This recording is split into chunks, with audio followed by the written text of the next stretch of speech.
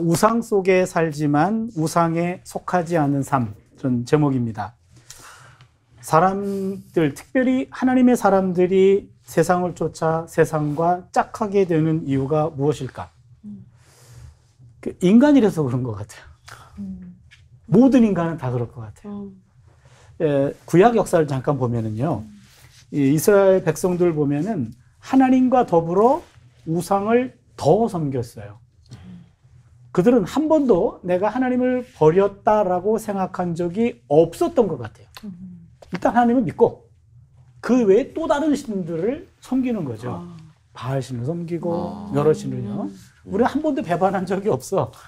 또 다른 신을 다른 민족과 같이 다 다신 국가니까 다른 나라들의 여러 신을 섬겨서 우리도 야훼를 섬기고 주신으로 섬기고 또 다른 신들도 섬겼던 그런 역사가 이스라엘 백성이에요. 드디어 이제 나라가 망했어요. 망했는데 망한 백성들이 이집트로 끌려간 사람들한테 예레미야도 이집트로 추방을 당했어요. 그래서 587년에 나라가 망한 다음에 거기 유배된 유다 백성들에게 한 메시지가 예레미야 44장에 나오는데 참 기가 막혀요. 나라가 망하고도 정신을 못 차려요. 오히려 우리가 적극적으로 우상을 따랐을 때는 번영했다는 거예요. 근데 우상을 중지시켰기 때문에 나라가 망했다는 거예요. 이러고 베드로 예레미야 설교하는데 그 예레미야 44장 맨 마지막이에요. 더 이상 예레미야가 할 말이 없어요. 거기서 사역이 끝납니다. 그러면은 망하기 전에도 우상 숭배로 망했는데 망하고 나서도 우상 숭배를 버리지 않아요. 어떻게 이럴 수가 있는가? 근데 그들의 모습이 우리의 모습이에요. 모든 사람은 신앙과 우상의 경계선에 있습니다. 우상 숭배를 골로새서의 악독 목록에 의하면 탐심이 우상 숭배라고 말해요. 탐심. 골로새서 3장 5절입니다. 땅에 있는 지체를 죽이라. 곧 음란과 부정과 사욕과 악한 정욕과 탐심이니 탐심은 우상 숭배니라. 탐심이라고 하는 것은 무한 욕망입니다. 무한 욕망. 그러니까 무한 욕망은 하나님을 넘어서요. 하나님을 넘어서고 우상을 숭배하는 것이 무한 욕망이다. 그게 탐심이다 라고 말합니다.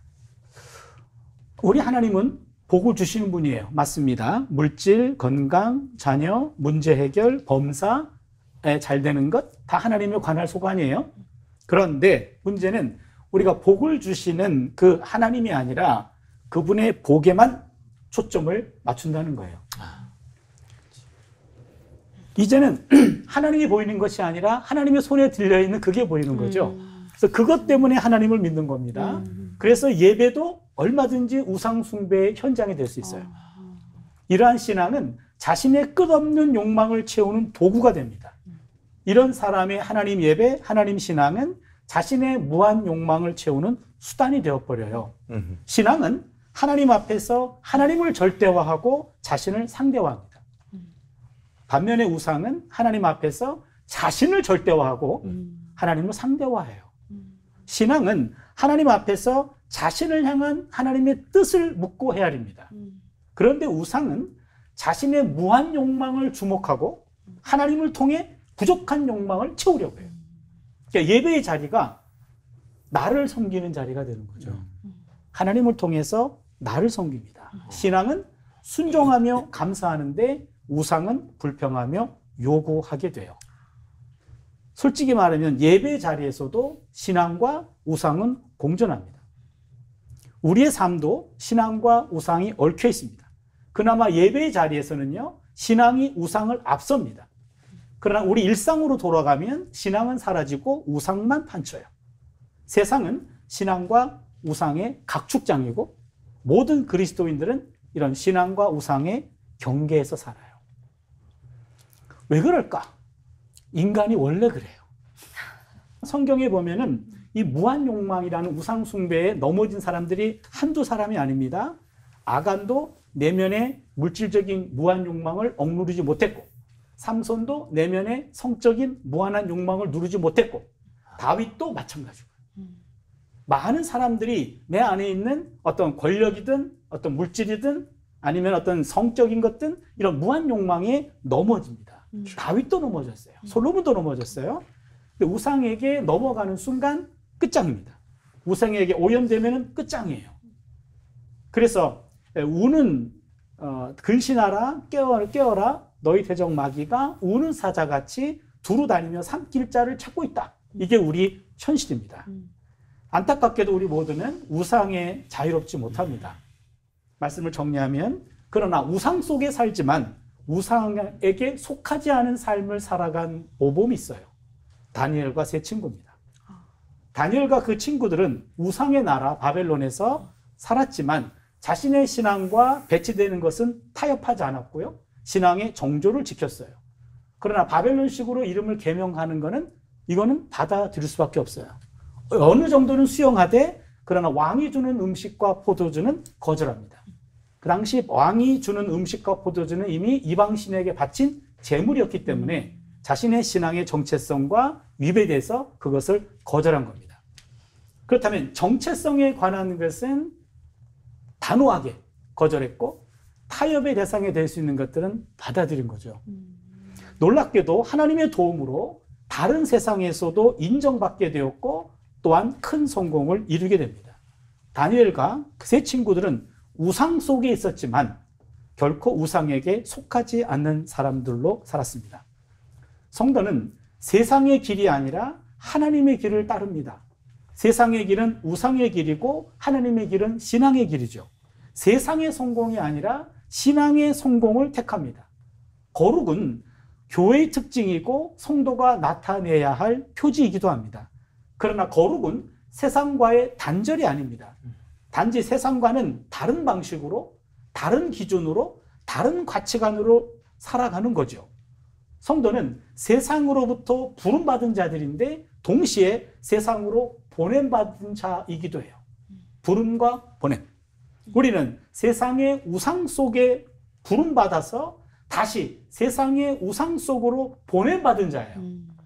우상 속에서 살지만 우상에게 속하지 않은 다른 길을 걷는 본향을 향해 가는 순례자들입니다.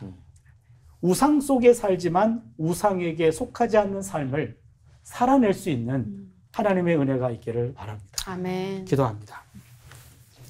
우상 속에서도 역사하시는 하나님, 우리의 세상과 내면은 온갖 우상으로 가득합니다.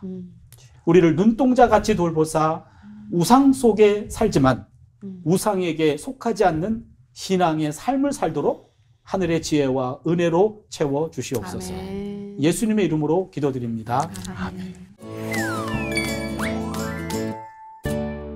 하나님께서 분명히 이처럼 세상을 이처럼 사랑하사 독생자를 주셨으니라고 하셨어요. 세상을 이처럼 사랑하사. 하나님께서도 사랑하는 세상인데 세상을 사랑하지 말라는 게 약간 이거 좀 말이 조금 어긋나는 게 아닌가 싶거든요. 세상은 무조건 악하고 하나님과의 관계만 거룩하고 또 소중한 건지 이 세상과 거리를 두는 기준이 조금 애매모호하다고 생각이 듭니다. 차승민 박사님. 네, 맞아요. 네, 답이 쉽지가 않은 것 같은데요. 제가 좀 곰곰이 생각을 해봤는데 레위기 10장 10절에 보면 그 제사장의 역할이 나와요. 제사장이 거룩한 것과 속된 것을 구분해요. 그 다음에 부정한 것과 정한 것을 구분해요. 요 부분인데 요 부분에 대해서는 이제 학자들마다 조금 견해가 갈리는데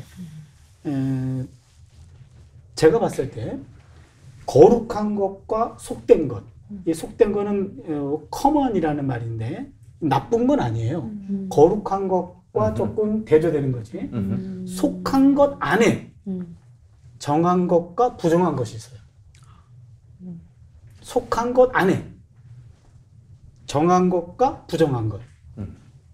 그렇다면 세상은 이 속된 것 안에 들어가는 것 같아요. 근데 속된 것 안에 다 부정한 게 아니라고요. 거기에 정한 게 있다고요.